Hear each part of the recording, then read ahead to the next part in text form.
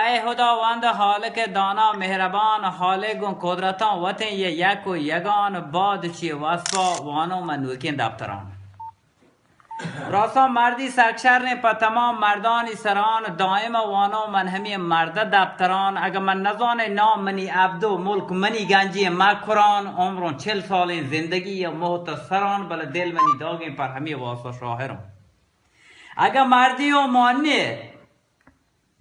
او داودی هندگی دوره نامردان سرون اگر دروگ باندون چه هندگی لندر و لاتان بهترون بل منا اعتبار هم نیست نه پا تمام کاران ظاهرون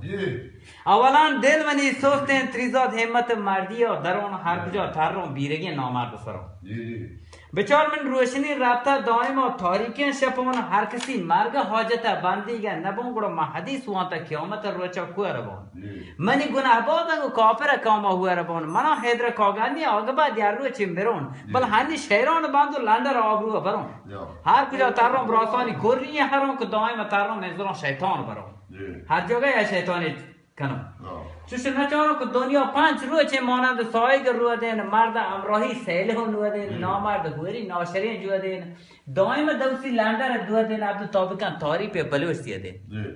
تابکن تاری پہ ہمار روچین ما نہیں پوتا انگا توقع چه مرچیاں دارا آتشا سوچین گیشتے هر جنین نشتا کش ما بودی روچین هنی مسلمانی رابطه کافر آتا چه مرچیاں دارا یہ ہمی روچین عبدوش تاونه پوتا انگا تا کچه تابکن تاری پا قدیمی روچه اور روچه چی بیتا دائما ها رو جنبران گوارتل داچیان زرطولین بخار چرتل دائما میشم آده ذاتا بله دهکان هم در یک زکات داتا نوکی پرپلوزی داشت ما ببیر دل ترک هنی دهکان وارتا الله دایک هنی که مولا کبر توکا جک مولا سک بازی کبر اسلام شک چه همی وازان گاره کو چلیا هر که دست جا جیبا 100,000 لک هنگین دهرا مولا سگ بازن تریزات منا میاری کنه چو کسی آتے گون کورن کیلر رو دازه کیس آل کن شد هر سواری هنی موچر رو دازه هر کار که گوشیو منه گناه کار دنیا عباده رو مشمه دیما الله ناراض